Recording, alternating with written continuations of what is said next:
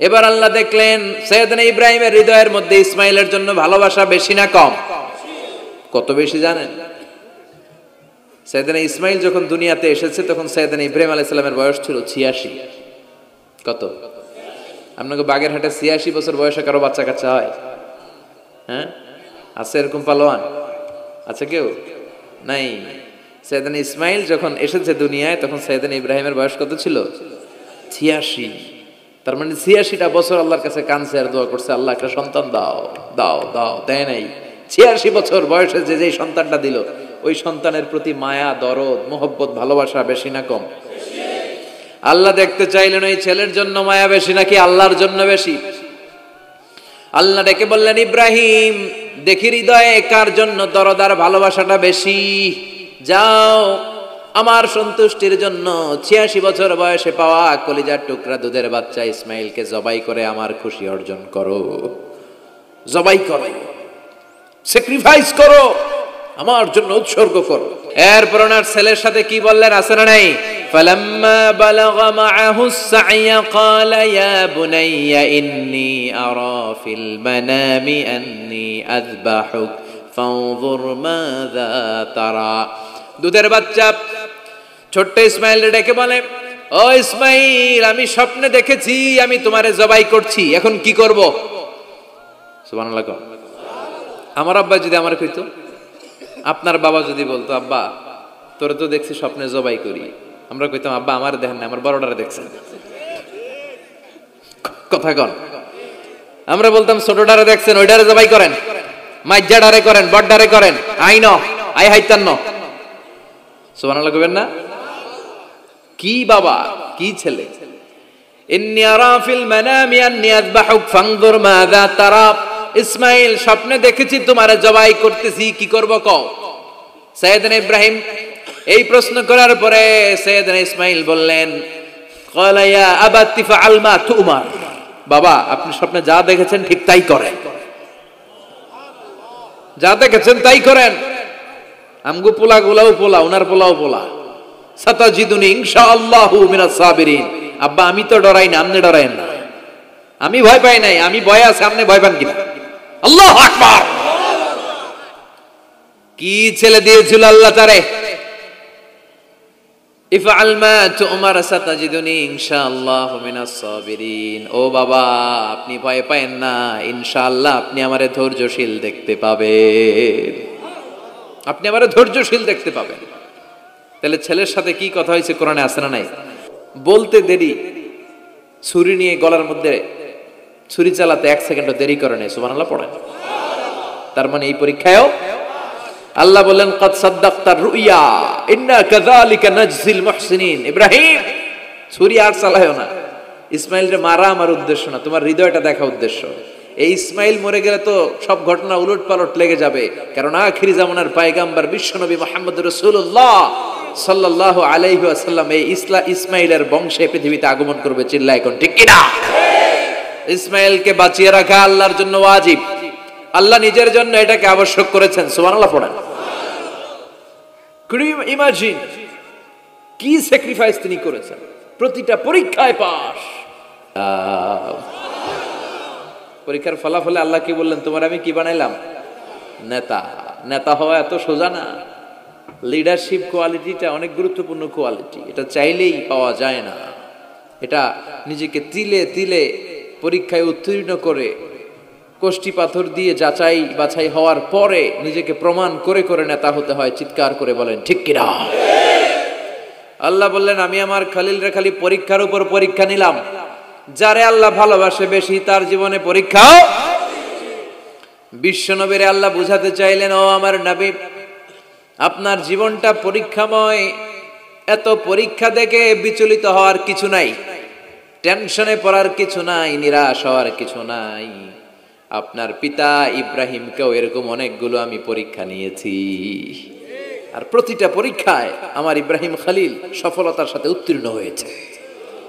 আসাদুন নাসি বালাআন আল আম্বিয়া। এই পৃথিবীতে সবচেয়ে বেশি বালা মুসিবত আর পরীক্ষা আসে নবীদের। কাদের? সুম্মাল আমসাল ফাল আমসাল। এরপরে সিদ্দিকিনদের, শুহাদাদের, সালেহিনদের। ইবতালা আর রাজুলু হাসাবা দীনি।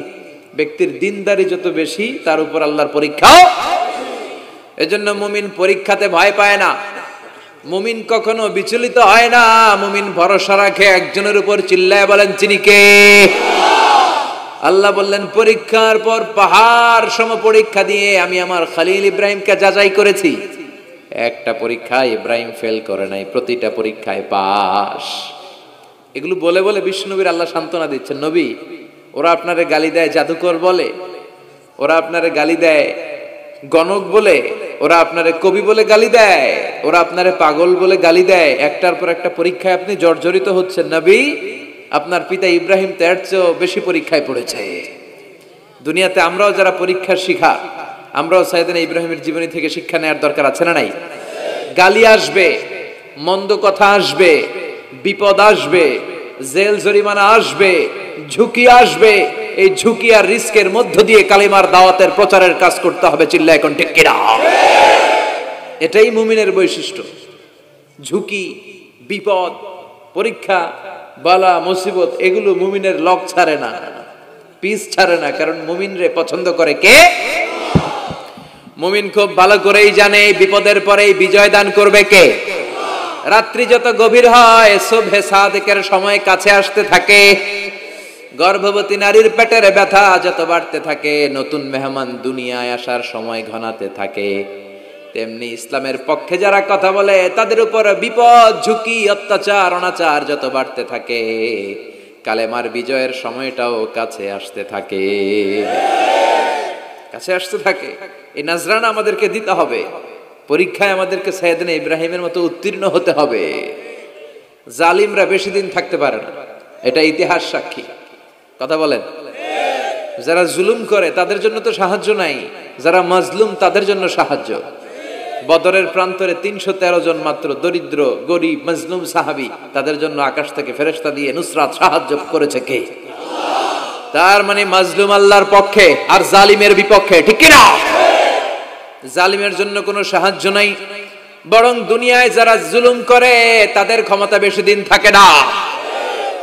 ফেরাউন বেশি দিন থাকে নাই, থাকছে? নমরুদ বেশি দিন থাকে নাই, থাকছে? থাকতে পারে না। যারা দুনিয়াতে রক্ত ঝরায় এরা থাকতে পারে না, বরং যাদের রক্ত ঝরে তাদেরকে আল্লাহ বিজয় দিয়ে দেয়। আর যারা রক্ত ঝরায় এদের শেষ রক্ষাও হয় না, এরা জান নিয়ে পালাবার সুযোগ পায় না। কথা বলেন। এজন্য পরীক্ষা আসলে মুমিন ভয় পাবে? মুমিনের হৃদয়ে ভয় আছে কার? চিল্লায় বলেন। আল্লাহর ভয় নিয়ে থাকতে হবে। সাইয়েদনা ইব্রাহিমকে একটার পর একটা পরীক্ষায় আল্লাহ ফেলেছেন, একটার পর একটা পরীক্ষায় আল্লাহ ফেলেছেন, কিন্তু এই পরীক্ষায় তিনি golden A plus.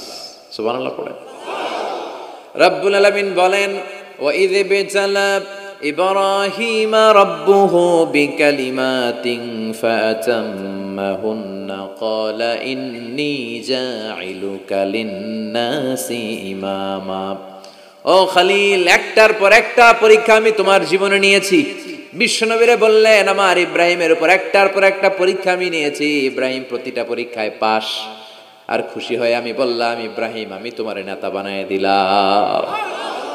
Allah put Sayyidina Ibrahim in some tests and trials, and Sayyidina Ibrahim successfully overcome all the tests. Allah said, Ibrahim, I'm gonna make you the leader. Ibrahim আমি তোর লিডার বানায় দেব, এই ফলাফল স্বরূপ তোমার আমি গোটা বিশ্বের নেতা বানায় দিব। I'm gonna make you the leader. এজন্য সাইয়েদনা ইব্রাহিমকে নেতা বানায় দিলেন কে? একটার পর একটা পরীক্ষা তিনি দিয়েছেন। একটাও সাধারণ পরীক্ষা ছিল না, সব ভয়ঙ্কর পরীক্ষা। পরীক্ষাগুলো ছিল অগ্নি পরীক্ষা। পরীক্ষা নাম্বার 1 ইলকাউহু ফিন্নার, আগুনের পরীক্ষা। নমরুদ বলে, ইব্রাহিম ঈমান ত্যাগ করো, না হলে আগুনে ফেলবো। কোথায় ফেলবো? সাইয়েদনা ইব্রাহিম বলে, আমার জীবন যাবে কিন্তু ঈমান যাবে। ঈমানের পথে অবিচল থেকে আমার মরণ যেন হয়। তোমারই কাছে মিনতি আমার, তোমারই কাছে মিনতি আমার, মহামহিম দয়াময়। ঈমানের পথে অবিচল থেকে আমার মরণ যেন হয়। পড়ে না আমিন। নমরুদ বলে ইব্রাহিম ঈমান ছাড়ো, তা না হলে আগুনে ফেলবো। ইব্রাহিম বলে জীবন যাবে কিন্তু ঈমান যাবে। তার মানে পরীক্ষায় পাস, আগুনে ফেলে দেয়া হলো, ঈমান হারা করতে পারে নাই নমরুদ। তার মানে আগুনের পরীক্ষায় নাকি ফেল না পাস। পরীক্ষা নাম্বার 1।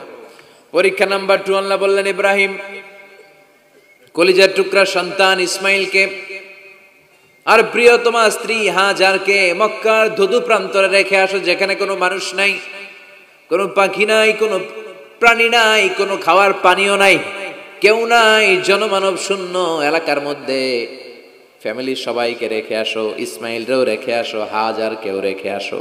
কোনো টু শব্দ করলেন না। সাইয়েদনা ইব্রাহিম কিছু জিজ্ঞেসও করলেন না, বলার সাথে সাথে ওনার স্ত্রী আর কলিজার টুকরা বাচ্চাটারে মক্কার ধুধু প্রান্তরে রেখে দিয়ে আসলেন। এই পরীক্ষায়ও, কথা বলেন, এই পরীক্ষায়ও আমাদেরকে যদি আল্লাহ বলে যাও তোমার সন্তান তোমার স্ত্রীকে রেখে আসো সাহারা মরুভূমিতে, পারবেন? হ্যাঁ, কি পরীক্ষা দিয়ে আল্লাহর প্রিয় হয়েছে। তার মানে আগুনের পরীক্ষায় পাস, ফ্যামিলি বিসর্জন দেওয়ার পরীক্ষায় পাস,